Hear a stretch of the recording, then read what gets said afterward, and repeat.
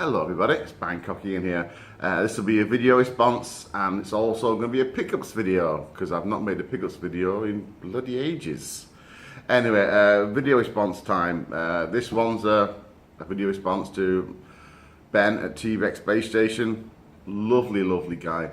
He's the first person who commented on my video to say welcome to the gaming community on YouTube.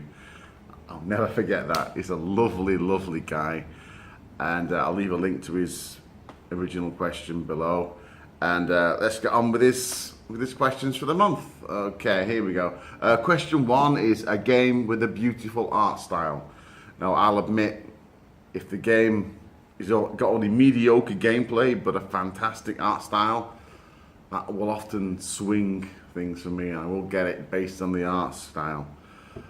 Recently I got a really good game on Steam called Seasons After Fall, and it's a basic bog standard puzzle game, but the graphics are all like hand painted, and it's like playing in an art gallery, you know. It's absolutely drop dead gorgeous. But the game that I've chosen it's got great gameplay and it's got a fantastic retro style art style.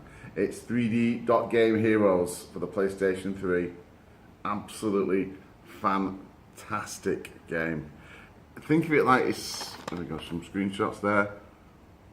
It plays like one of the old school Zelda games, but in like all voxel graphics. Looks really retro.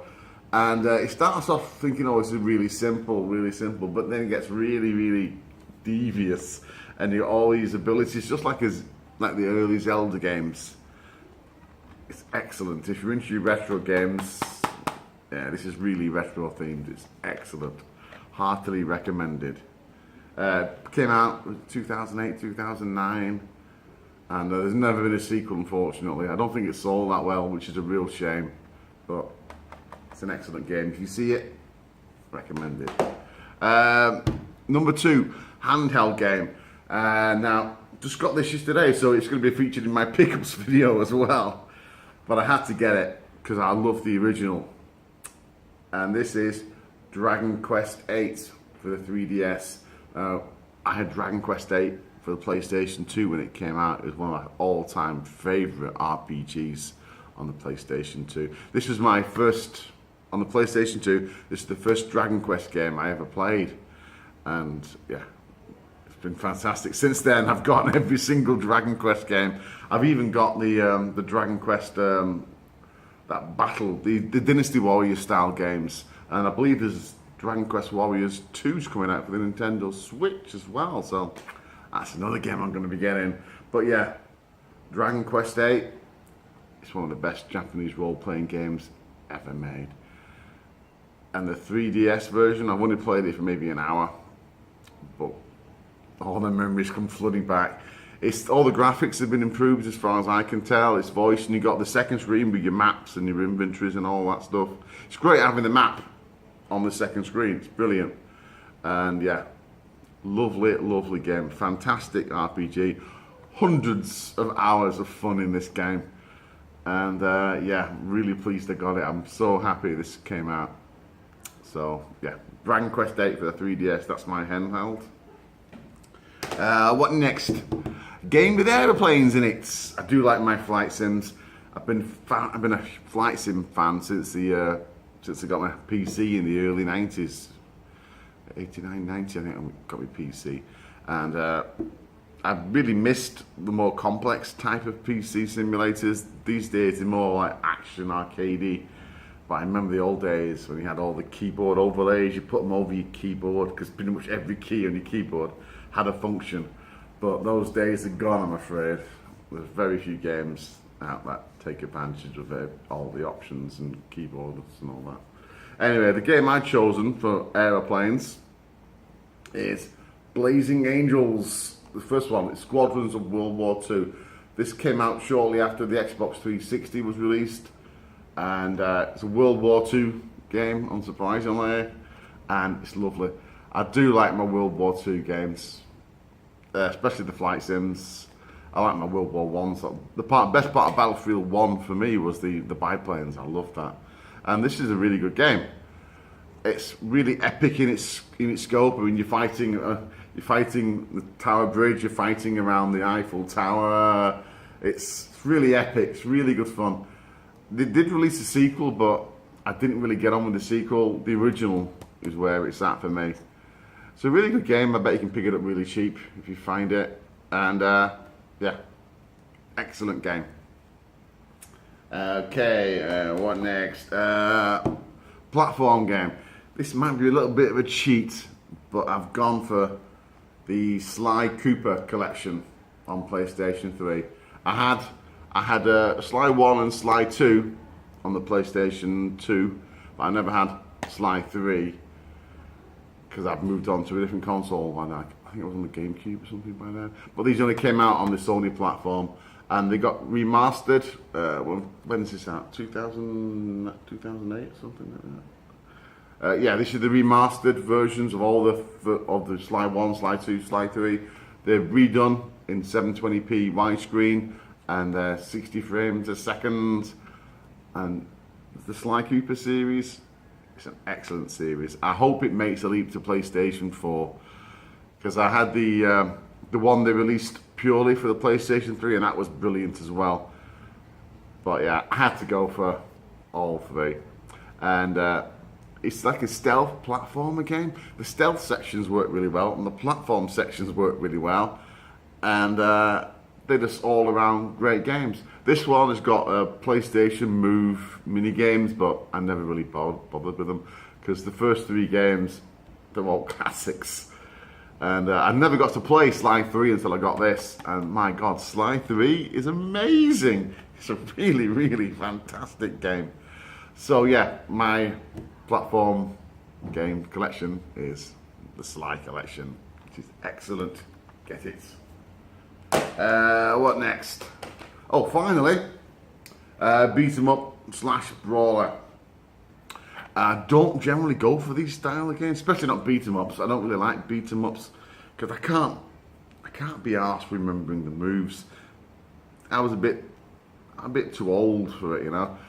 The Street Fighter craze, I was in my late 20s when that came out, you know, so nah, not for me. But the brawlers, I do like those.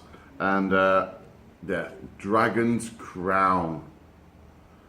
This is like action RPG, but it plays out like like one of the classic games in like Golden Axe, you know. But you got 6 characters, and they're all completely different with all different moves, skills, and you can upgrade the characters' moves and abilities. It's a huge game. If you decide to play all 6 characters, whoa, I can't believe it. Should be hundreds of hours of gameplay. It also came out on the Vita at the same time, but I went for the PlayStation 3 one because I can play it on the big telly. But yeah, this is great. Dragon's Crown looks amazing too. Absolutely brilliant. So yeah, by Atlas, heartily recommended. Another great game. Okay, so those are my 5 games, and now for the pickups. As I said, I got this. Well, it's Sunday the 22nd. Got this yesterday because I've been in Myanmar for the week on a business trip. And as is always is the case, all the games came out when I was out of the country, and I kept getting messages from my mates at the video game shop. Ian, we got this. And the next day, Ian, we got this. Ian, we got this. Where are you? We've not seen you all week. I wasn't in Yangon. So I flew back late Friday night. Saturday morning, woke up and went to the game shop, and I've got these 4 games that I'm going to show you. First one, as I said, Dragon Quest 8. Excellent game. 3DS, I just talked about it before. Okay, and secondly, yeah, the biggie, Resident Evil 7. Played this in VR and non-VR, and yes, I love it. It's fantastic. Did a video of it yesterday, which subsequently got taken down by Capcom. and they gave me a copyright strike. Isn't that nice of them? At least they didn't make it punitive. They've not placed any restrictions on my account. I can still post long videos and stream and all that stuff. But yeah, I'm finding out what bastards Capcom can be. Because it was just 20 minutes. It was at the start. It wasn't at the end. And I was just saying how good it is in VR. And you're not going to get many other people saying how great it is in VR, because if you suffer from motion sickness, this is one game that's going to get you. But because I don't suffer from motion sickness, I was having a blast with it in VR. Because you've got full freedom of movement. You can move left, right, straight, everything.